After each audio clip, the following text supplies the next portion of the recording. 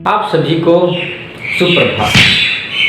मैं कुमार हिमांशु आप सभी दर्शकों का अपने इस YouTube चैनल स्टडी ट्रीट के तरफ से हार्दिक स्वागत करता हूं।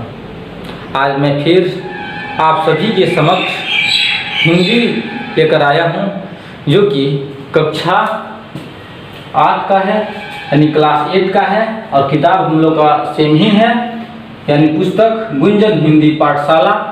और गुंजन हिंदी पाठशाला में 1 और 2 पार्ट को हम लोग देख लिए थे। अब हम लोग का पार्ट 3 है, यानी पार्ट 3 है, जिसमें हम लोग को अपना पढ़ना है लाख की चूड़ी, लाख की चूड़ियाँ, जिसके लेखक हैं कमता नाथ। कौन है? जिसके लेखक कमता नाथ जी हैं। तो इसको हम लोग देखा जाए। देखिए, ये कहानी शुरू करने से पहले मैं आपके बुक से अवगत कराता हूँ। यही आपका बुक है और इसी बुक से यह पढ़ाई करवाई जा रही है। तो चलिए अब हम लोग इस कहानी को शुरू करते हैं। लाख की चूड़ियाँ हैं। तो आधुनिक युग में सारा काम मशीनों से ये किया जाता है। मशीनें कम समय में चीज़ों के अधिक विकल्प उपलब्ध कराती हैं, जिससे हाथ से बनी चीज़ों की आवश्यकता और उपयोगिता घटती जा रही है। मतलब जो भी सामान हम लोग ये पहले हाथ से बनाया करते थे, अब उस सब का रस्म रिवाज ख़त्म होते जा रहा है। अब मशीनी युग पे आदमी डिपेंड हो गया है। अब हर चीज़ जो है मशीन ही अपना कर दे रहा है। और इस कहानी में यही बताया गया है कि कैसे मशीन की बनी कांच की चूड़ियाँ, कांच का मतलब शीशा होता है, तो शीशा की चूड़ियाँ लाख की चूड़ियाँ की जगह ले चुकी है। मतलब कांच का जो बना हुआ चूड़ी है वो जो लाख की चूड़ी बना हुआ था, यानी हाथ से जो चूड़ी मेटल से बना हुआ करता था, वो मशीन से बन रहा है, वो भी कांच का। तो यही इसमें बतलाया गया है। उसे बनाने वाला हुनरमंद कारीगर बदलू गरीबी में दिन बिता रहा है। अब जो लोग अपना कारीगरी सीखा हुआ है, उसका तो अपना कारीगरी ठप हो गया। जब मशीनी युग आ गया तो जितना लोग अपना कारीगर था, जो लोग अपना हाथ से अपना बनाया करता था, वो लोग अब क्या करेंगे? अब वो लोग के उस सामने तो बेरोजगारी आ गई, ठीक है, लेकिन फिर भी उसे अपनी कला से प्रेम है। लेकिन वो जो बदलू है, वो लाख की चूड़ियाँ को बनाया करता था, और मशीनी युग आने पर भी वो अपने कला से प्रेम करता था और बनाया करता था। ठीक है, इस कहानी को देखा जाए तो सारे गांव में जो लेखक हैं, ये लेखक कहते हैं कि सारे गांव में बदलू जो है मुझे सबसे अच्छा आदमी लगता था, क्योंकि वह मुझे सुंदर सुंदर लाख की गोलियां बना कर देता था। मुझे अपने मामा के गांव जाने का सबसे बड़ा चाव यही था। चाव का मतलब होता है इच्छा, ठीक है, था कि जब मैं वहाँ से लौटता था तो मेरे पास ढेर सारी गोलियाँ होती, रंग बिरंगी गोलियाँ, जो ये किसी भी बच्चे के मन मोह ले। मतलब वो जो गोली था वो बहुत रंग बिरंग का था, जो हर लोग का मन मोह लेता था। वैसे तो मेरे मामा के गांव का होने के कारण बदलू को बदलू मामा कहना चाहिए था, परंतु मैं उसे बदलू मामा न कहकर बदलू काका कहा करता था। ये बात कौन कहता है? लेखक कहता है। जैसा कि गांव के सभी बच्चे उसे कहा करते थे, जैसे कि गांव के पूरे बच्चे जो हैं वो बदलू काका कहते हैं। लेकिन लेखक का मामा गांव में जो भी आदमी होगा वो मामा लगेगा, या हम लोग के मामा गांव में जो भी आदमी रहते हैं वो मामा लगेंगे, रिश्ता से मामा कहते हैं। लेकिन लेखक जो है वो सुनते सुनते बदलू काका ही कहता था। बदलू का मकान कुछ ऊंचे पर बना था। मकान के सामने बड़ा सा सहन था। सहन का मतलब होता है आंगन। मकान के सामने एक बड़ा सा सहन था, यानी आंगन था, जिसमें एक पुराना नीम का वृक्ष लगा हुआ था। उसी के नीचे बैठकर बल्लू अपना काम किया करता था। बगल में भट्ठी दहकती रहती जिसमें वो लाख पिघलाया करता, जिसमें वो जो मेटल था लाख का वो पिघलाया करता था। सामने एक लकड़ी की चौखट ये पड़ी जिस पर लाख के मुलायम होने पर वह उसे सलाह के समान पतला करके चूड़ी का आकार देता। सलाह का मतलब होता है कि धातु का छड़, है ना, तो उसको गलाता था चूड़ी बनाने के लिए, मतलब धातु से मेटल को गलाकर और जो बल्लू था वो चूड़ी बनाता था। ठीक है, आकार देता। पास में 4-6 विभिन्न आकार के बेलनुमा मुंगेरियाँ रखी रहती थी। मुंगेरियाँ किसे कहते हैं? जो ये जब हम लोग उसको पकड़ते हैं तो इधर पतला होता है और आगे से मोटा होता है, नहीं होता है, उसी को मुंगेरियाँ कहते हैं। तो रखी रहती, जो आगे से ये कुछ पतली और पीछे से मोटी होती। लाख की चूड़ी का आकार देकर वह उन्हें मुंगेरियों पर चढ़ाकर गोल और चिकना बनाता और तब एक एक कर पूरे हाथ की चूड़ियाँ बना चुकने के पश्चात वह उन पर रंग करता। बल्लू यह कर सदा ही एक मचिए पर बैठकर किया करता था। मतलब एक मचिया होता है, नहीं, गांव देहात में यदि बैठते हैं मचिए पे, जो छोटा छोटा होता है ना, उस पर बैठकर अपना काम किया करता था, जो बहुत ही पुरानी थी। वो जो मचिया था वो बहुत ही पुराना था। बगल में ही उसका हुक्का रखा रहता। हुक्का का मतलब होता है एक नशीला पदार्थ होता है ना, जिसको गांव के लोग पीते हैं। हुक्का रखा रहता था जिसे वह बीच बीच में पीता रहता। गांव में मेरा दोपहर का समय अधिकतर बल्लू के पास बीतता। वह मुझे लल्ला कहा करता और मेरे पहुंचते ही मेरे लिए तुरंत एक मचिया मंगा देता। मैं घंटों बैठे बैठे उसे इस प्रकार चूड़ियाँ बनाते देखता रहता। कौन? लेखक। लगभग रोज ही वह 4-6 जोड़े चूड़ियाँ बनाता। मतलब ये जो बल्लू था वो प्रतिदिन 4-6 ये जो चूड़ी था बना देता था। वो किससे? मेटल से, है ना, छड़ को गलाकर धातु से। ठीक है, पूरा जोड़ा बना लेने पर वह उसे बेलन पर चढ़ाकर कुछ क्षण चुपचाप देखता रहता, मानो वह बेलन न होकर किसी नववधू की कलाई हो। मतलब वो जब बेलन पे अपना चढ़ा देता था, नहीं, बेलन होता है, उस पर चूड़ी बना के और उसी पे अपना शेफ के लिए चढ़ा देता था या सूखने के लिए चढ़ा देता था। तो वो बेलन इतना सुंदर था कि वो लगता था कि किसी लेडीज का हाथ का कलाई हो। अब आगे चलते हैं। देखिए, बल्लू मनिहार था। मनिहार का मतलब होता है चूड़ी बनाने वाला। चूड़ी बनाने वाले को मनिहार कहा जाता है। बल्लू मनिहार था। चूड़ियाँ बनाना उसका पैतृक पेशा था। पैतृक पेशा का मतलब होता है वो उसके पिताजी, उसके दादाजी ये सब काम करते आते थे। ठीक है, ये पेशा को मतलब ये चूड़ी बनाना। ठीक है, और वास्तव में वो बहुत ही सुंदर चूड़ियाँ बनाता था। उसकी बनाई हुई चूड़ियों की जो खपत थी बहुत थी, है ना। खपत का मतलब होता है कि बिक्री बहुत थी। उस गांव में तो सभी स्त्रियां उसकी बनाई हुई चूड़ियाँ पहनती ही थी। आसपास के गांव के लोग भी उससे चूड़ियाँ ले जाते थे, परंतु वह कभी भी चूड़ियों को पैसे से न बेचता था। जो बल्लू था वह चूड़ी को कभी भी पैसे से नहीं बेचता था। वह चूड़ी को अब आगे है न बेचता था।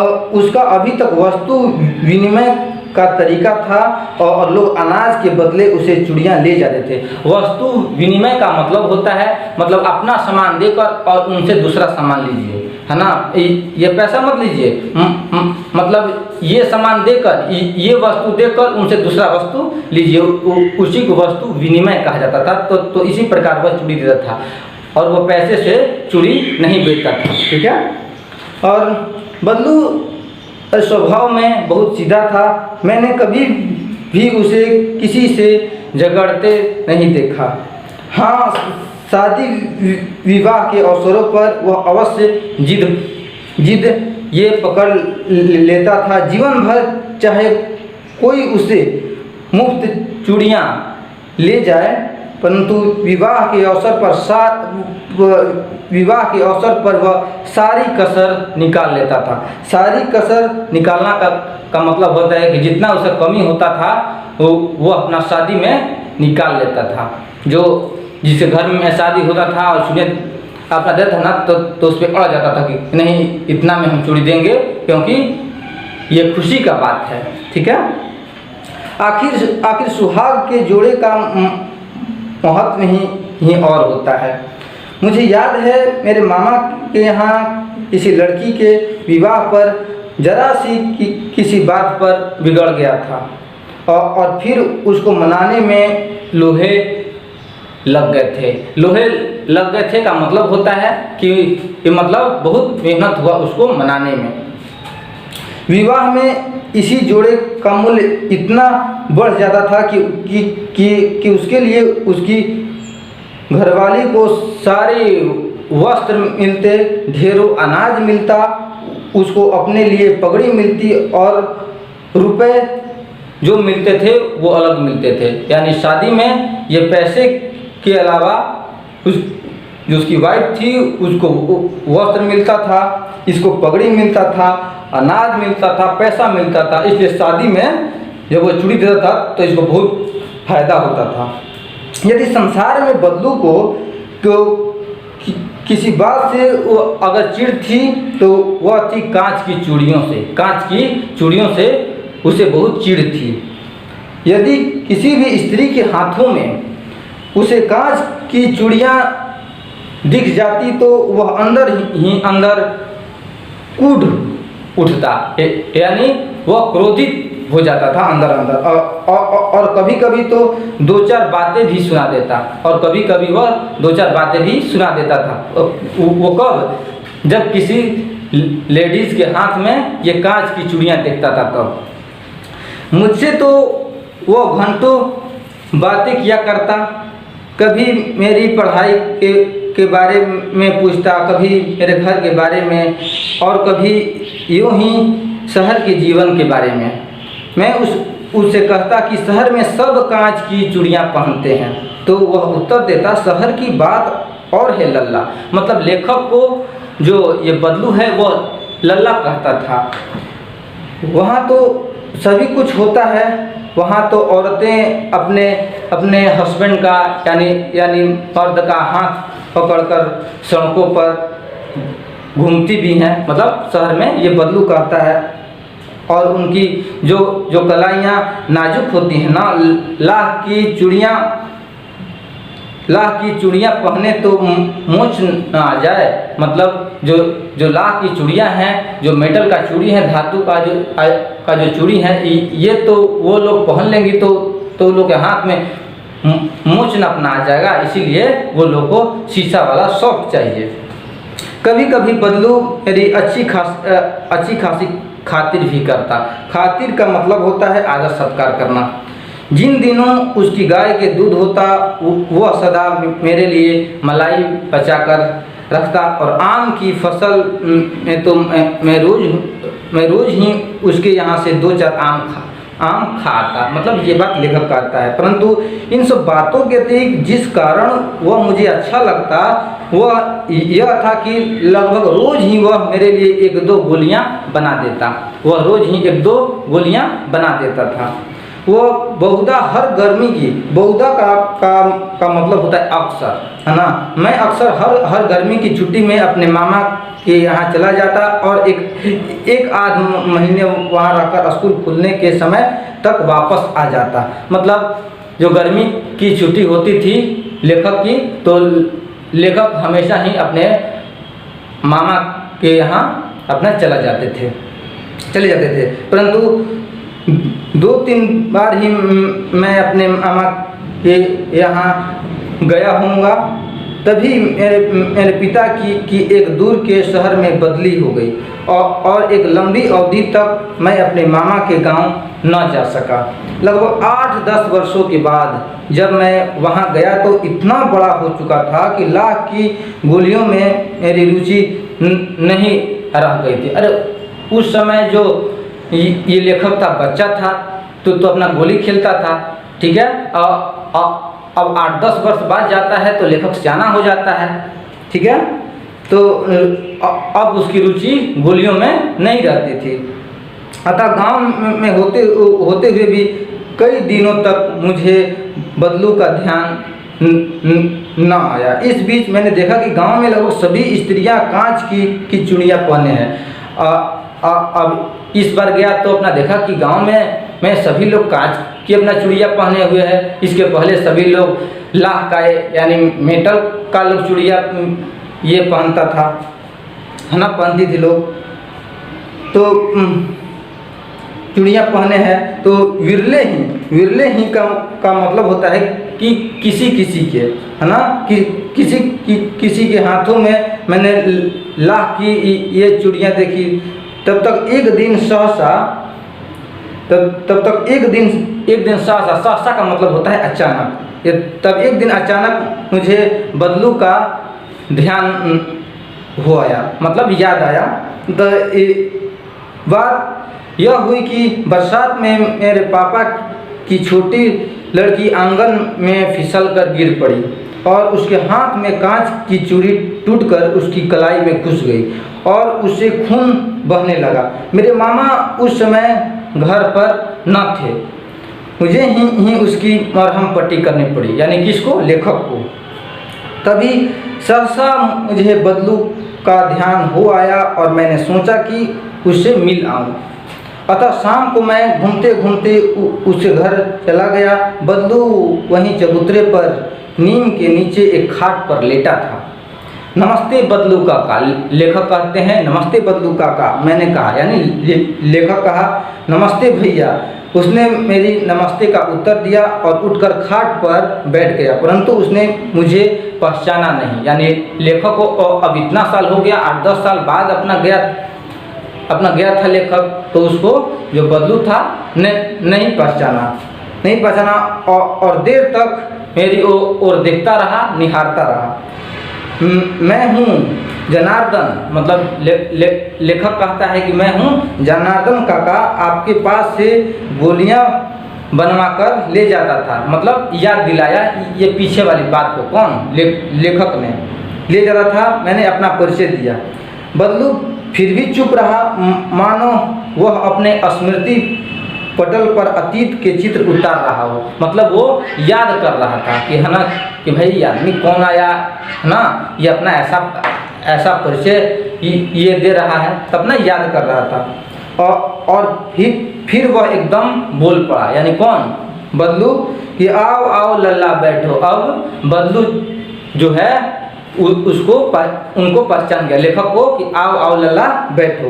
बहुत दिन बाद गांव आए। हाँ, इधर आना नहीं हो सका काका, मैंने बैठते हुए उत्तर दिया। मतलब लेखक जो है बैठते हुए उत्तर दिया। कुछ देर फिर शांति रही। मैंने इधर दृष्टि दौड़ाई का मतलब होता है कि यहाँ वहाँ देखा। यानी कौन? लेखक ने।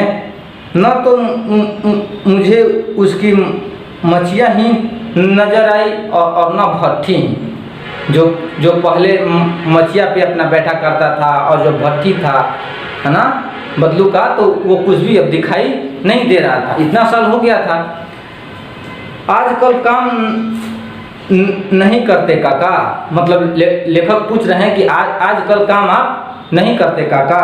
मैंने पूछा, यानी लेखक पूछा, नहीं लल्ला, काम तो कई साल से बंद है। मेरी बनाई हुई चूड़ियाँ कोई पूछे तब तो। गांव में कांच का प्रचार हो गया है। वह कुछ देर चुप रहा, फिर बोला, हसीनी युग है ना यह लल्ला। आजकल सब काम मशीन से होता है, खेत भी मशीन से जोते जाते हैं और फिर जो सुंदरता कांच की चूड़ियों में होता है लाख में कहाँ संभव है। लेकिन कांच का बड़ा खतरनाक होता है, बड़ी जल्दी टूट जाता है। मैंने कहा, यानी लेखक ने कहा, नाजुक तो फिर होता ही है लल्ला। कहते कहते उसे खांसी आ गई, वह देर तक खांसता रहा। कौन? ये जो बदलू था वो। मुझे लगा उसे दमा है। अवस्था के साथ साथ, अवस्था का मतलब होता है उम्र, उम्र के साथ साथ उसका शरीर ढल चुका था। अब 8-10 साल हो गया था, तो ये जब बच्चा बड़ा हो गया तो अपना बदलू भी अपना बूढ़ा हो गया, ठीक है। उसका शरीर ये ढल चुका था, उसके हाथों पर और माथे पर नसें उभर आई थी, माने नस जो है ये दिखने लगा था। जाने कैसे उसने मेरी शंका भांप ली।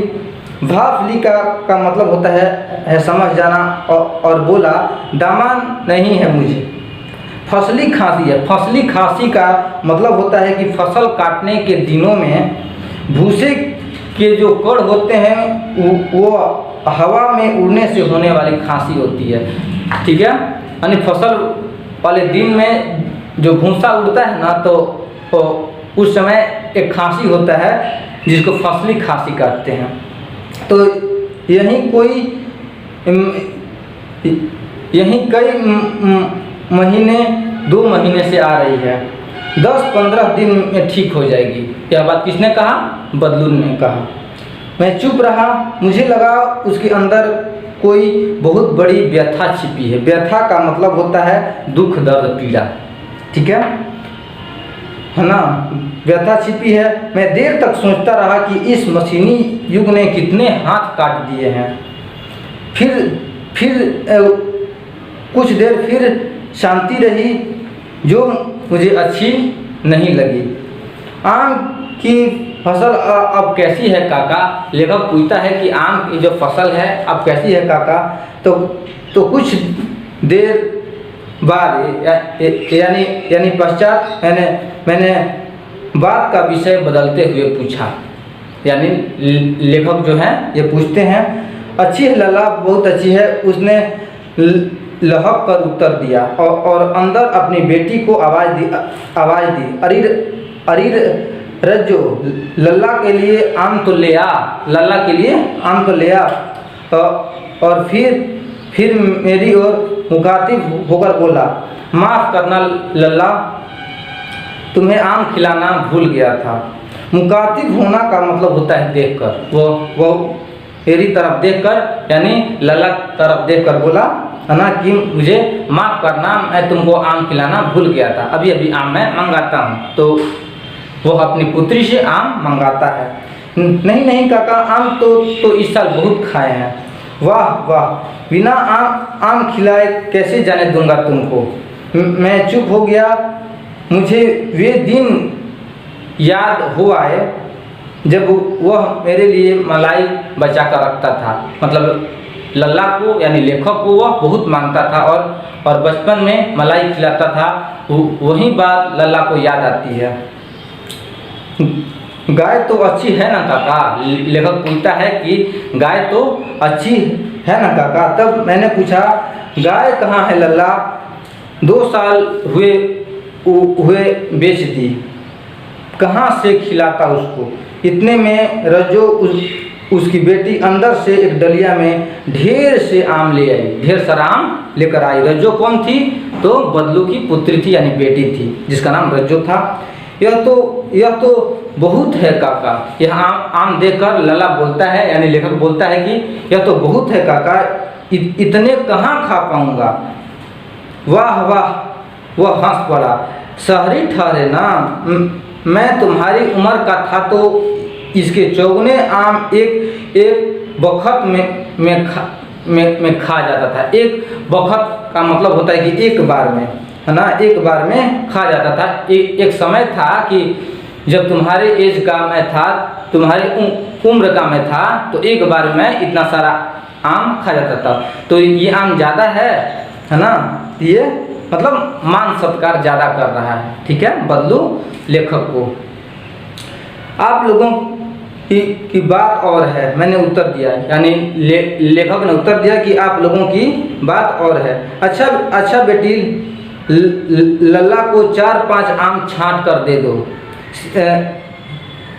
सिंदूरी वाले देना। सिंदूरी वाला एक आम होता है, जिस तरह लंगड़ा आम होता है, हाँ, छिपिया आम होता है, और शुक्ला की कोई आम होता है, सुगुल आम होता है, उसी प्रकार ये सिंदूरी वाला एक आम की क्वालिटी है, ठीक है, तो उसको देना।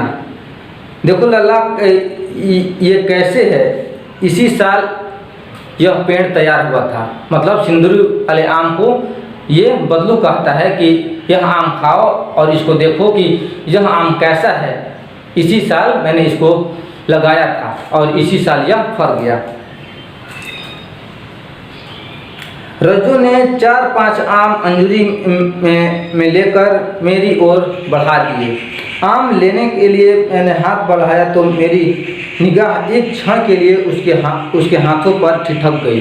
हाथों पर ठिठक गई का मतलब हुआ है कि मेरा जो ध्यान है उसके हाथों पर गया, माने रुक गई, मेरा ध्यान वहाँ तक गया। गोरी गोरी कलाइयों पर लाह की चूड़ियाँ बहुत ही फब रही थी का मतलब होता है कि मतलब शोभा देना, सजना। मतलब जो लेखक की पुत्री है और जो आम देती है तो उसके कलाई पर लेखक का ध्यान जाता है और कलाई में लाह की चूड़ियाँ वो पहने हुए है तो वो उसको सुंदर लग रहा है, लेखक को सुंदर लग रहा है, उसी को वे बोल रहे हैं कि फब रही थी। बदलू ने मेरी दृष्टि देख ली और बोल पड़ा, यह आखिरी जोड़ा बनाया था। बदलू ने मेरी दृष्टि देख ली, मतलब जब मैं उसको देखा तो बदलू यह देख लिया और बोल पड़ा कि यही आखिरी जोड़ा बनाया था जमींदार साहब की बेटी के विवाह पर। मतलब जमींदार साहब की बेटी के विवाह के अवसर पर इसी चूड़ी को मैं बनाया था। 10 आने पैसे मुझको दे रहे थे, मैंने जोड़ा नहीं दिया। कहा शहर से ले आओ। मतलब वो जो चूड़ी का जो कीमत था वो बहुत कम दे रहे थे जमींदार साहब, इसीलिए मैंने उनको नहीं दिया, है ना, और इसको दे दिया अपनी पुत्री को और ये अपना पहनने लगी।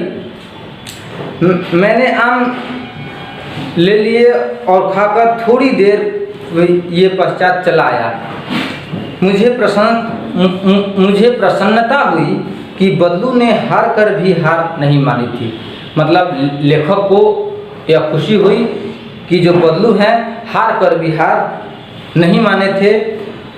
उसका व्यक्तित्व कांच की चूड़ियों जैसा न था कि आसानी से टूट जाए। जो उनका व्यवहार था, ठीक है, जो उनका व्यक्तित्व था वो कांच के जैसा नहीं था कि वह टूट जाए और टूट कर बिखर जाए। तो उनका जो व्यवहार था बदलू का, जैसे पहले था वैसे आज भी है। मतलब जैसा वो पेशा करते थे, धातु का लाह का चूड़ी बनाते थे और वो चूड़ी बहुत चलता था, उसी प्रकार उनका व्यवहार भी इसी तरह था। ये पहले भी मान सत्कार किया करते थे और आज भी ये मान सत्कार ये करते हैं, है ना। तो इस प्रकार यह जो हम लोग का कहानी था, यह कहानी लाह की चूड़ियाँ खत्म हुआ, ठीक है। धन्यवाद।